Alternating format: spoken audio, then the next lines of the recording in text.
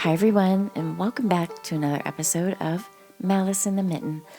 I am your host, Tracy Preston, along with my bestie, Christine Mulligan. Hey, Christine. Hey, Trace. Hey, everybody. What's going on today? What are we getting into? Well, today's story comes from our friend, Deb Winkler. So thanks, Deb. This one's for you, girl. So let's get into it. This is Season 5, Episode 7, Renee Pagel. Christine, I never thought we'd be telling the sad tale of one of our own, but here we are. And I guess nothing is out of the realm of possibilities when it comes to Malice here in the Mitten. Our story takes place in Rockford, Michigan, which is just north of Grand Rapids. Renee was a very religious woman, so when I said one of our own, Renee was a nurse. She had been a nurse for many years, but on August 5th, 2006, at 41 years of age, Renee was a nursing instructor at Kent Intermediate School District's Kent Career Technical Center, and she was also a nurse practitioner. So Renee was holding down at least 2 full-time positions. Renee and her husband, Mike, had been married for 9 years. They had 3 children together. Wedding bliss, if it ever was long gone, and divorce proceedings were underway. And I might add that at this moment in time, tensions were very high. Mike had left the family ranch while Renee and the 3 children occupied the home. But before we get into all of that, let's talk about the kind of woman Renee was. Renee Beth Pagel was born on July 29th, 1965 in Grand Rapids, Michigan. As I mentioned, Renee was a nursing instructor, and she was also a nurse practitioner at Forest View Hospital. Before marrying Mike, Renee had traveled abroad on a couple of medical missions. Now, I always wanted to do that. I couldn't think of a more rewarding way to provide help to those in need. When the nurses in our unit, when I lived in Florida, had the opportunity to travel to the Dominican Republic to help there, I couldn't go as I had a very young child at home, but everyone who did go came back so full of life and excitement about how wonderful it was to care for those in need. Now, as I mentioned, Renee and Mike had 3 children, Sarah, Joel, and Johanna. Mike was a stay-at-home dad, and he made it very clear that that's what he was going to do. So it was up to Renee to toe the line and take care of the family financially. With Renee working 2 jobs to support the family, the strain of all that was beginning to take its toll on Renee. It was while Renee was teaching her nursing students the genitourinary system when she noticed one of her students was asking a ton of questions, especially when it came to kidney disease, and there was a reason for that. The student was Caitlin Sala, and her father had recently been diagnosed with ESRD, which stands for end-stage renal disease. Now, Christine and I know a little something about ESRD, don't we, girl? Yeah, we do. It's kind of our bread and butter in a weird way. Yeah. When Renee approached Caitlin and began asking questions, that's when she found out about Caitlin's father, who had recently been told that his chronic kidney disease, also called CKD, had progressed to ESRD. The medical world loves acronyms, by the way. So at this point, this type of patient requires either hemodialysis or peritoneal dialysis to do the work of cleaning the blood of toxins and removes them from the patient's body. Caitlin's father had just recently been placed on the waiting list for a kidney transplant. Now, as nurses who work with this patient population, we know receiving a kidney can take quite some time, especially when a family member is not a match. Well, straight away, Renee asked Caitlin for her father's phone number. And as you can imagine, Caitlin was a little dumbfounded at that question. When Caitlin asked her why she was asking, Renee simply said she wanted to see if she could be a possible match. Oh, wow. How selfless is that? Caitlin just couldn't believe, quote, that a complete stranger would offer herself to him to save him. As fate would have it, Renee was a match. Renee had just turned 41 the week before she donated her kidney to Caitlin's dad. So, as a surprise for Renee's 41st birthday, her close friend, Chris Crandall, decided that she would throw her friend a surprise birthday party. The ruse was that Chris would have Renee meet her up the street at the local carnival that was going on. Then they would walk back to Chris's house to cool off from the summer heat. While the two women were enjoying the carnival, the rest of the close-knit friends were at Chris's house decorating as quickly as they could. While the two friends were at the carnival, they did a cherry pit spitting contest together, and Chris said, quote, "I kicked her butt," with a big old smile on her face. When the two women walked back to Chris's house to cool down, Renee walked in the front door while all the friends were hidden. Then boom!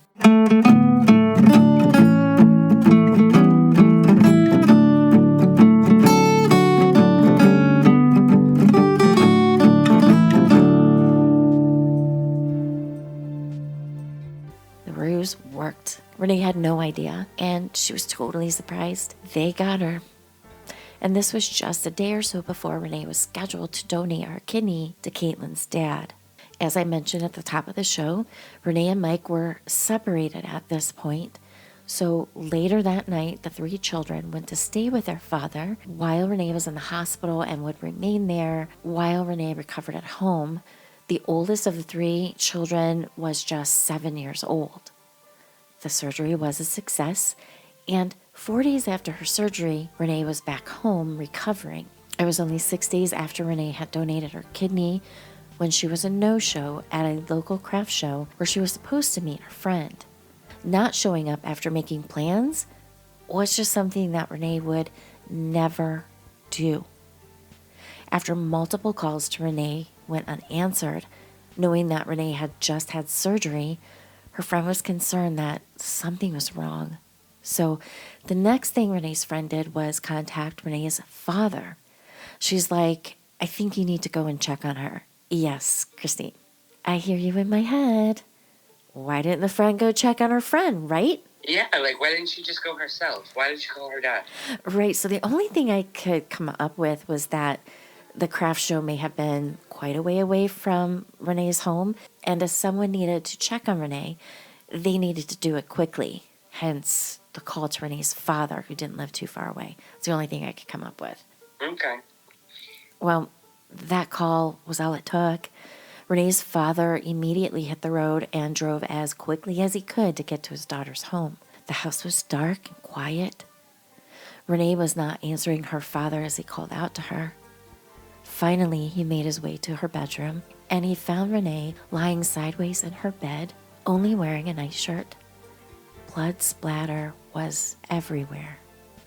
It was on the nightstand, on the walls, the lampshade, the headboard, the sheets, the pillows, the ceiling, and the carpet. So here's the 911 call. "Emergency, can I help you?" My daughter, we just found her in bed, and she's got a slash on her arm, and she's all bloody. She just had surgery." "She has lacerations on her wrist, you said?" "Oh, not on her wrist, on the upper part of her arm." "She's not conscious?" "She's cold. She's cold." "Is she breathing?" "No, I don't think so." "She's cold to the touch?" "Yeah.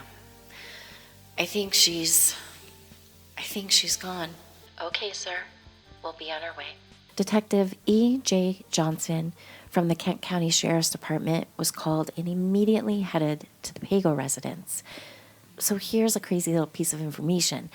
Detective Johnson and the congregation that he had belonged to had just been praying for a member of their church who was having a kidney transplant. So how crazy is it that he is now on the scene of a murder of the woman that donated the kidney to the man he was just praying for? When the detective received the call, Caitlin, the daughter of the man who received Renee's kidney, was at a youth group swim party at the detective's home. And that is just crazy how all of that intertwines. Yeah, well, she donated a kidney in her community. That in itself is crazy for someone to donate that close to each other and be strangers. I know. So that was a very wild coincidence soup. Mm-hmm. When the detective entered Renee's bedroom, the crime scene, he said, whoever did this had complete hatred for Renee. When he was observing her, he saw lacerations and cuts on her hands, arms, chest, stomach, and head, which had penetrated through the skull and entered the brain. During a Dateline interview with Chris Crandall, Renee's good friend, she said, quote, "I know people say this when someone dies, that, oh, they were a saint. But Renee really was. She gave and gave and gave. Renee went above and beyond. She showed kindness and grace. She wasn't perfect, but she was so generous. Renee's relationship with God was so deep. Now, it was up to Detective Johnson to figure out who would do this, who wanted Renee dead. Of course, you're going to go to the ex-scorned husband that was a stay-at-home dad that now doesn't technically have a job. Right. Number one suspect. Two things the detective knew. One, this was a brutal murder. And two, this wasn't a burglary. There was one of those, like, oak 6-drawer tall jewelry dressers in her bedroom, chock full of jewelry, and nothing had been disturbed. There was also money sitting out on her dresser that was just in plain sight. Renee clearly had been sleeping in bed when she was attacked, and she fought back hard. She had defensive wounds on her hands and arms, and one of the stabs she received had gone all the way through her hand.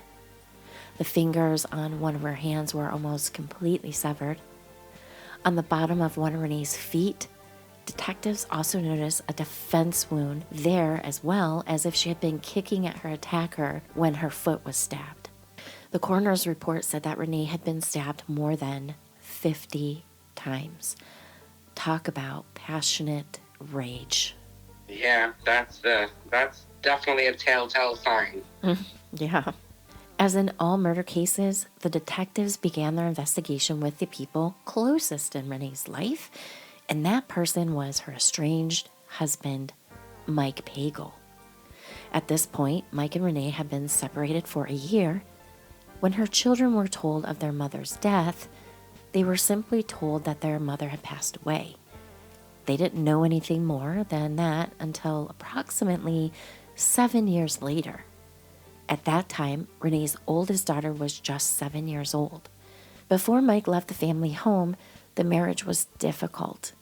Sounds like Mike was controlling and had quite the temper that he rained down on Renee, but the two of them kept their arguments out of earshot of the kids.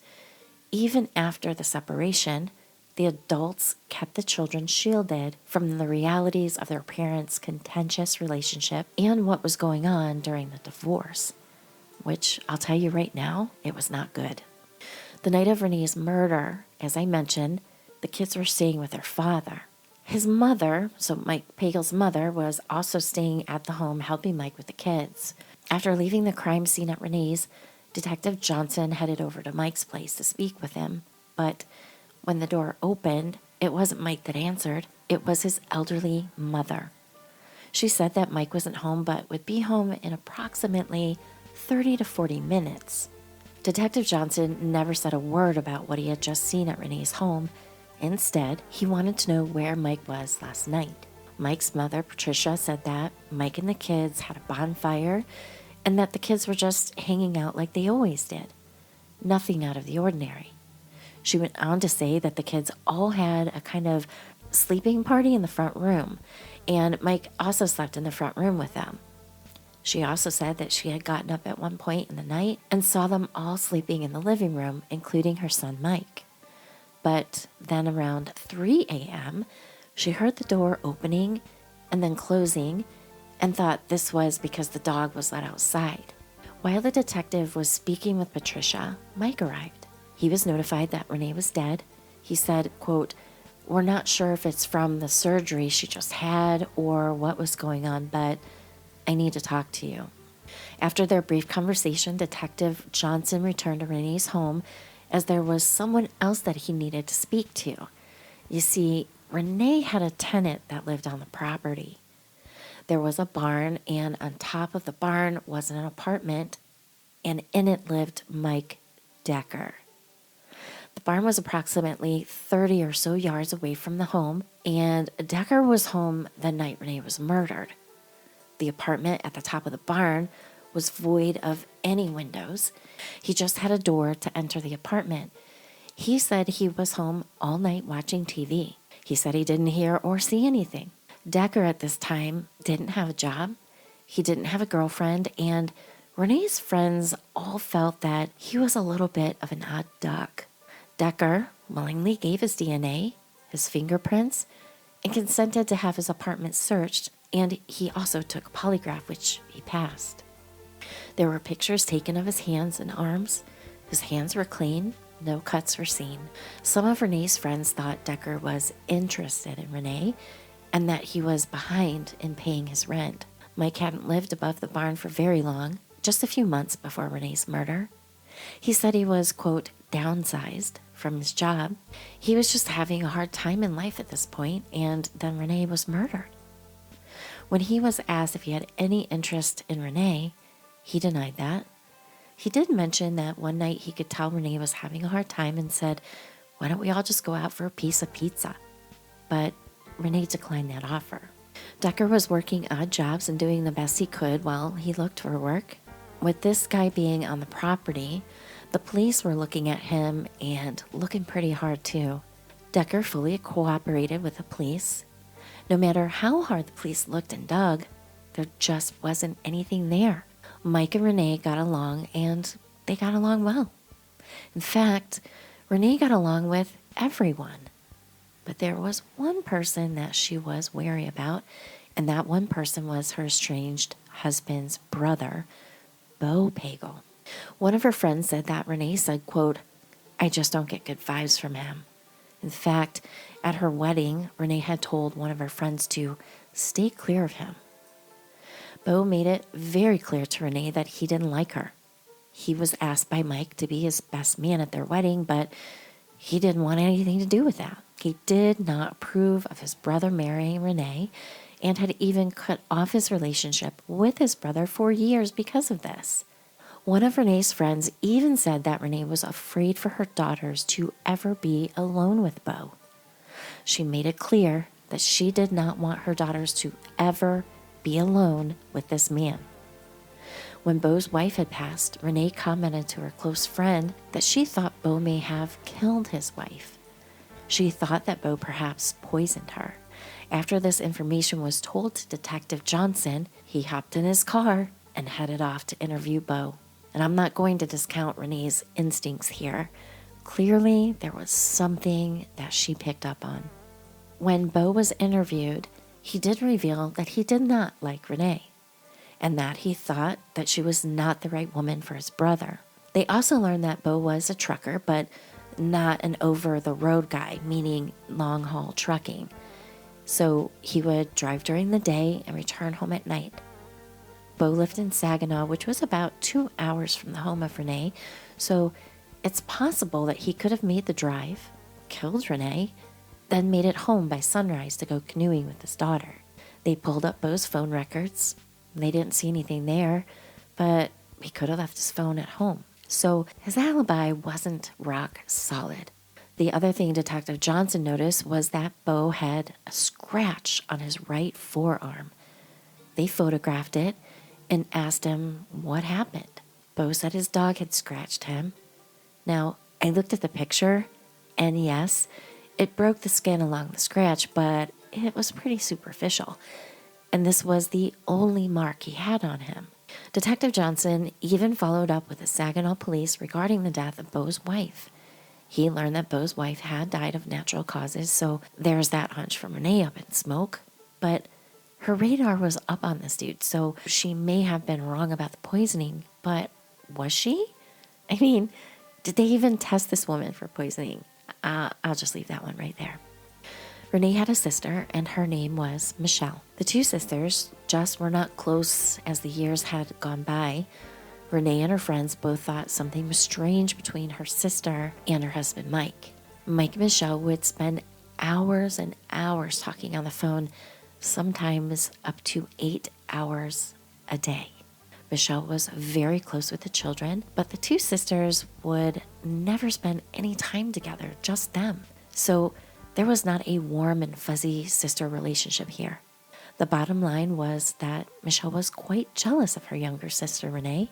During the separation of Renee and Mike, it was Michelle that sided with Renee's estranged husband. Renee was deeply hurt by that relationship between her sister and her husband, but at the behest of her mother, Renee tried to mend the bridge between them.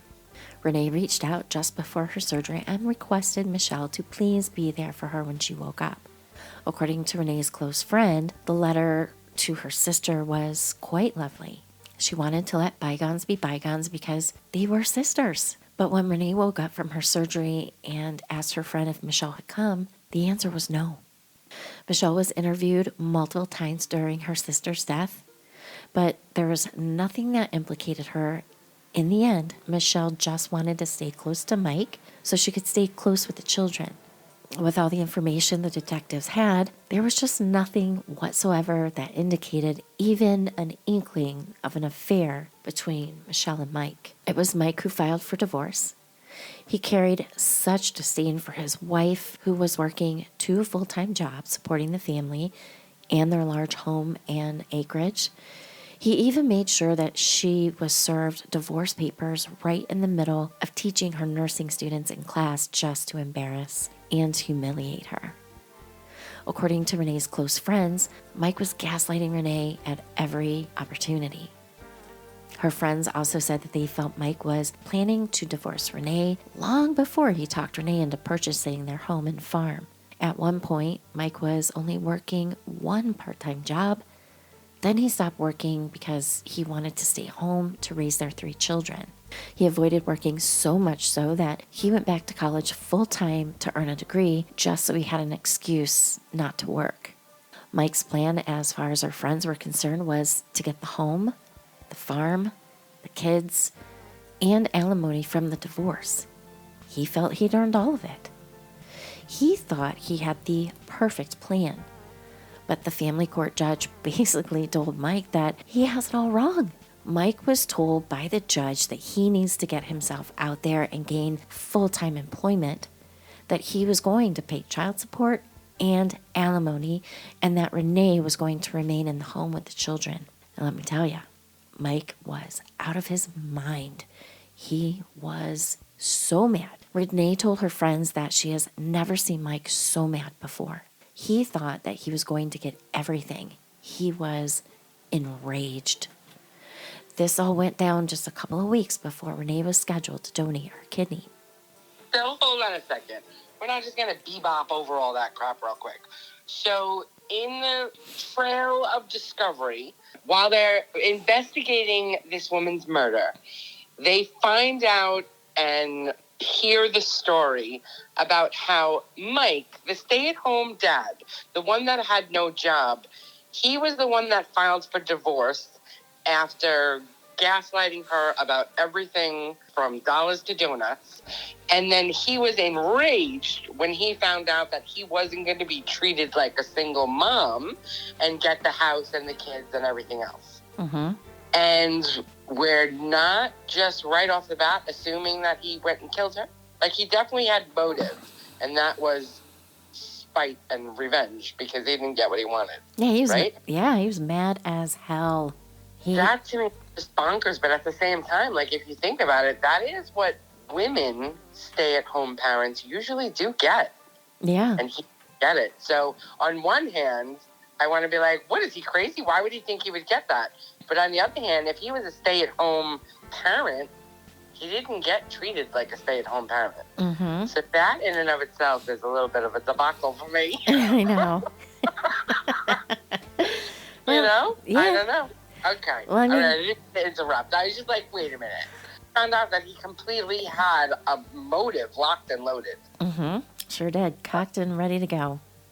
All right. Go ahead. I didn't mean to interrupt. I just wanted to recap that so I fully understood. Okay. All right, so we're going to hop back to the day of Renee's surgery. As I mentioned before, when Renee first woke up from surgery, she asked her friend if her sister had come to the hospital. Well, after asking about Michelle, she then asked her friend if there was a sign on the door that said, "You cannot enter without permission." When her friend said, no, there's not, Renee asked her to please put up a sign on her door now because she was certain that Mike was going to try to kill her. She thought he'd even try to put insulin in her IV fluid. When Renee was discharged from the hospital a couple of days after her surgery, she drove over to Mike's place. She wanted to see her children before heading home. Renee was not able to care for her 3 young children because of the surgery she just had, so she would not be able to, pick up the kids physically without risking dehiscing or bursting open her surgical wound. When Renee arrived to see the children, Mike said, "Oh, look who's here to see you," and basically tossed their youngest daughter at Renee. She fell to her knees as she caught her daughter, and this was extremely painful for her. She told her friends that Mike just wants to hurt me. She even told one of her best friend's mother, quote, "If I end up dead, you'll know Mike did it." When Detective Johnson and his partner went back to talk to Mike during the investigation, when Mike answered the door, he promptly handed them a business card for his divorce attorney. When they told Mike that they had some questions for him, he told them that his attorney advised him not to speak to the police. It wasn't long after this visit that Mike secured a criminal defense attorney. It was clear to detectives that Mike was not going to be cooperative, so they quickly obtained a search warrant of Mike's residence. As detectives searched, they were not having much luck. But then, when the detective touched a beam in the house, he noticed that it sounded as if it was hollow, and he was right. When they opened it, they found a couple of computer hard drives which contained documents that Michael had written, kind of like an electronic journal. And here's just one quote from his journal. Quote, "The bitch is such a drain. I am not appreciated for anything, not respected for anything I have done, am doing, or will do. I must terminate with extreme prejudice." Clearly, Mike had lost that love and feeling, but this find did not mean that he killed his wife. As I mentioned earlier in the story, Mike's mother was at Mike's home the night Renee was killed. Remember, the kids were all having a slumber party in the front of the house, and Mike also slept in the living room with them. But when Mike's elderly mother was interviewed by investigators, and when she was asked if she had heard anything that night, she said, "Well, yeah, I heard the door open and close sometime around 3 a.m., and boom." This time frame fits the time of Renee's death. The investigators wanted to speak with Mike's mother again, but this time they would utilize a special tool that we have here in the Mitten, and it's called an investigative subpoena, which is issued by the court. The person who is served must come to court and basically testify under oath in front of the prosecuting attorney and judge. Well, Mike's elderly mother, Patricia Pagel, had to do just that. But this time, her memory seems to have failed her. She now says that she didn't hear the door open and close that night, and she placed her son there the whole night. Kind of reminds me of how the elderly mother covered for her son Mike George from the comic book murder episode that we did, don't you think, Christine? Yeah, well, as mothers do, they're like, "Oh, I don't want to secure him totally, but I don't want to be the nail in his coffin either." Even if they themselves know that it's plausible that their child did it. So, sounds on par with the mom brand. Mm-hmm. All right, so the next person to receive the investigative subpoena was good old Mike Pagel. Of course, he had his attorney with him when he arrived, and he also came with a list of topics that were a no-go. And if the prosecuting attorney would not agree, well, he'd take the fifth.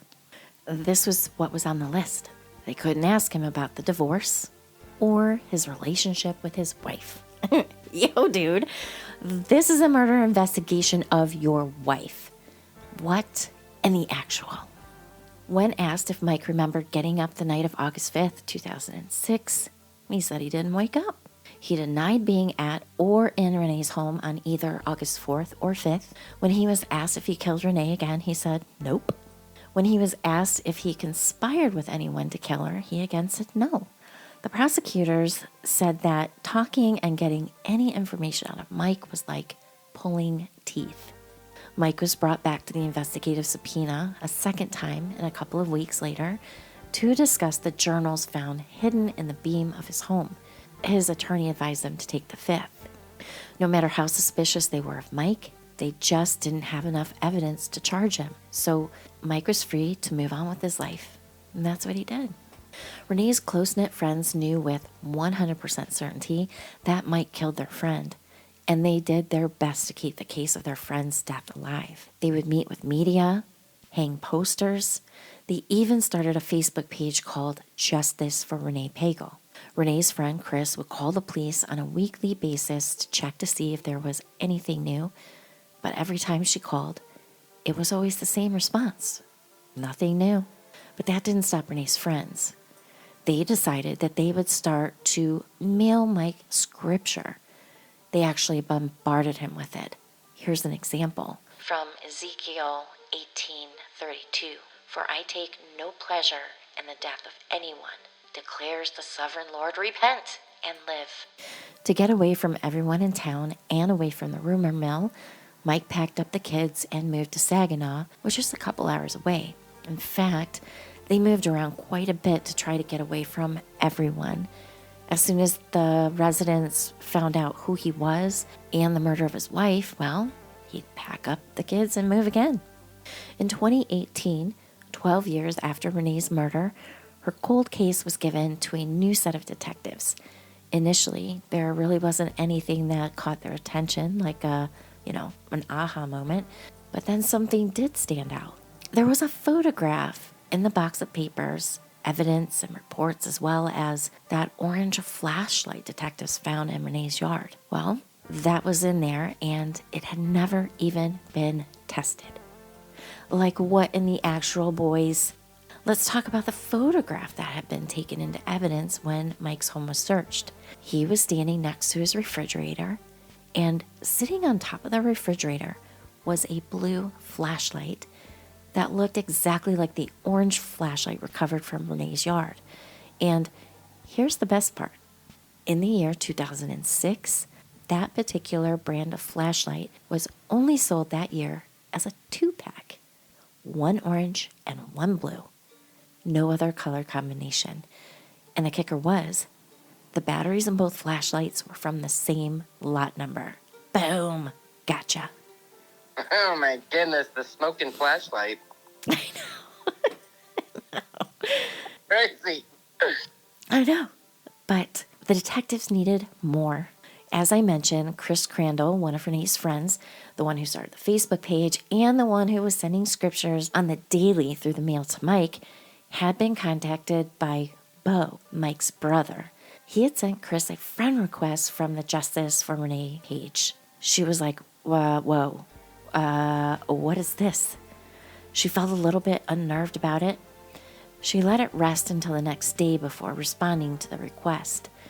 She never met Bo, but she knew Renee did not like him and that Bo didn't like her either. So, with a deep breath, Chris contacted Bo, and this is how that conversation went.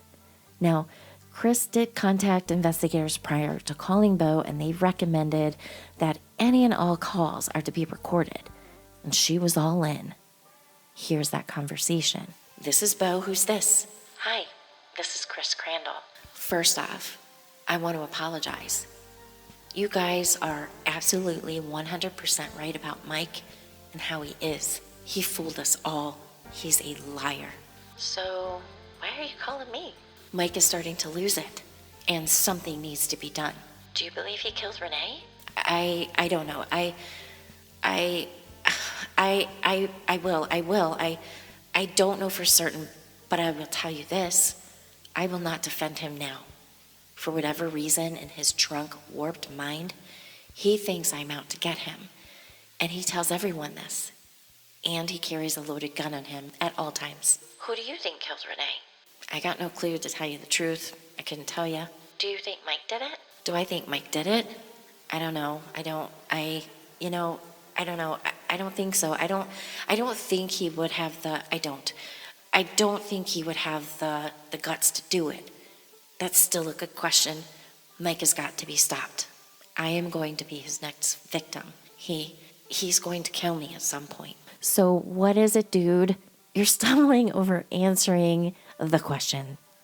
And then you throw out that you're going to be his next victim? What's it all mean? Once the prosecutors heard the recording that Chris handed over, well, now it's time to serve Bo with an investigative subpoena. When Bo was directly asked by the prosecutor if his brother ever had a conversation with him about killing Renee, he was again stumbling over his words and never really said much. They didn't like his body language. To them, it just wasn't lining up with his responses, and soon the prosecutor dismissed him. Several days later, they called him back, and this time was much different. In exchange for his testimony, Bo was granted immunity. Bo now could recall a day back in August 2011, 5 years after Renee's murder. Quote, Mike came over to my mom's in Saginaw, and he said, let's go look for some deer and get a 6-pack of snacks. And he was referring to beer. Michael started talking about his marriage to Renee and how it had gone bad. We came to a bridge, and Michael told me to pull over. He pulled out a case or bag or something, and he opened it up. There was like a rag or a t-shirt or something like that in it. He unwrapped it, and there was a knife in it. Michael was holding the knife in his hand. He revealed what he'd done. He said to me, this is how I finalized the divorce. There was no doubt in my mind what he meant. It was clear that Michael had killed Renee. He started going on about, she had it coming to her. All she had to do was pay him what he was asking for as far as alimony or child support, and give him the house and whatever else he felt he was entitled to. That's all she had to do, and she wouldn't do it. So he said he finalized the divorce. Now, this is one powerful secret.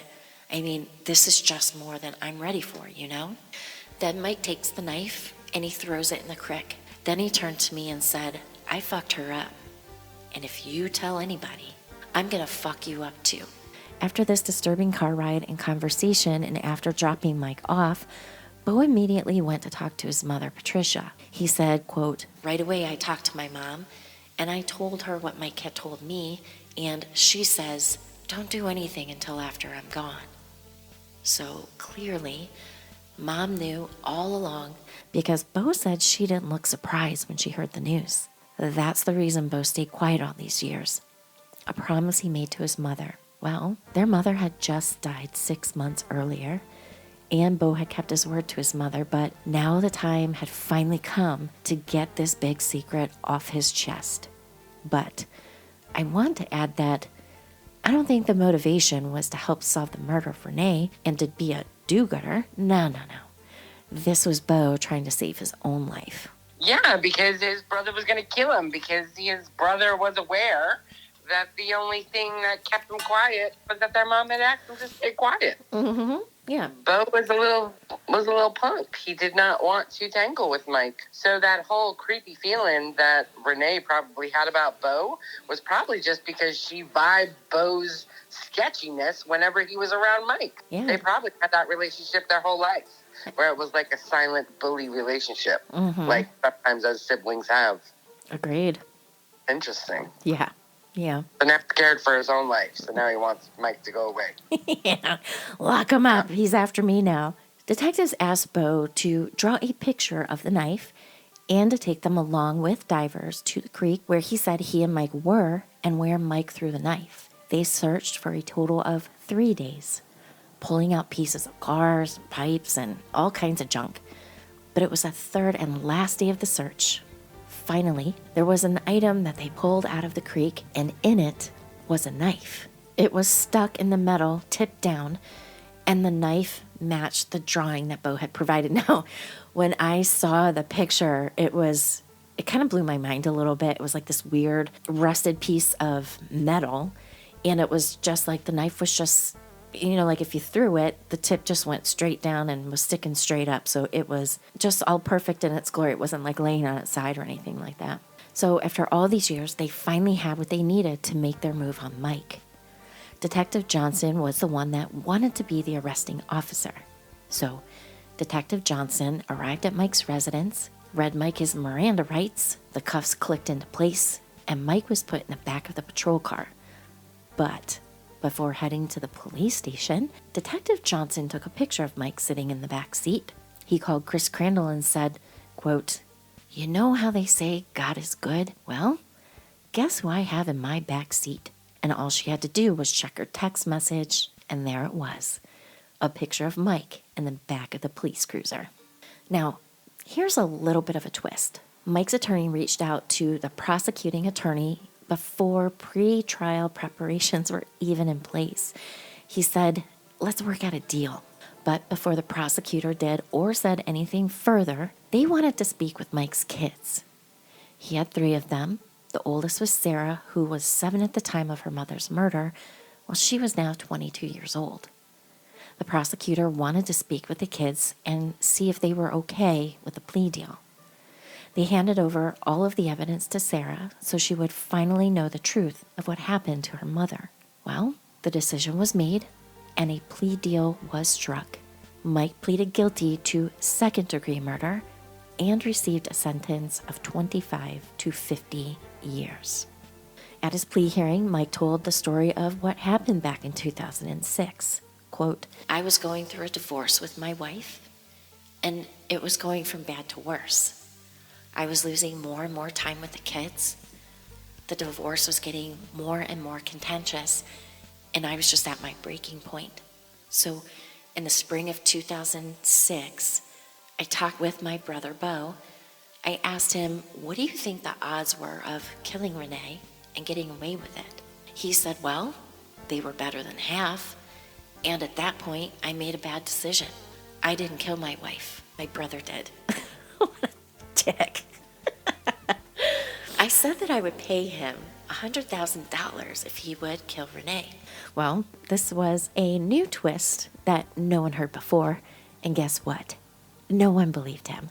But with all that being said, the investigators still had to do some additional digging on this cockamamie story. It took a few weeks, but there was nothing to be found that corroborated Mike's tale. Investigators concluded that Michael acted alone.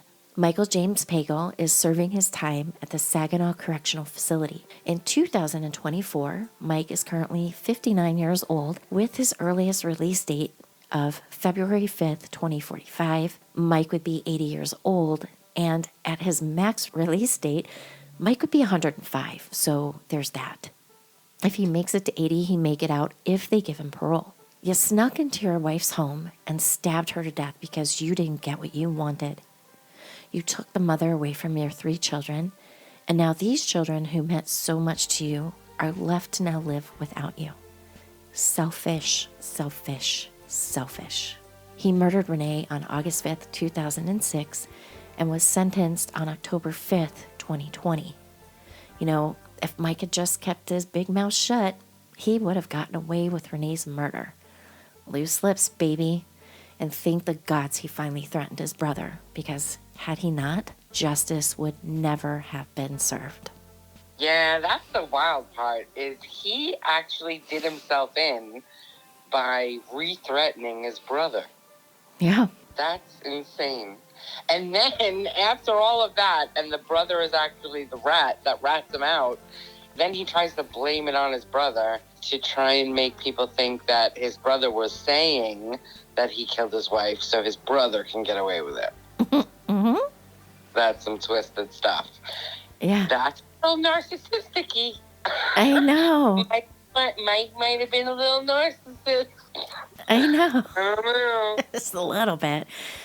Well, and in the Dateline episode that I watched about this, his oldest daughter, Sarah, she was interviewed, and just going through about how they found out and, they didn't really know and that, their dad was a wonderful father and on and on and on and on. Like, he really loved his kids, so much so that he killed their mother. But after she had read everything that was in the file about her dad and what he did, I mean, she made a comment that, when you only have one parent, then that parent, her father, was responsible for who they were. And I don't know, I just kind of had a hard time with it, that still loving her dad so much, so very much, she wouldn't talk about, because she did confront her dad about it.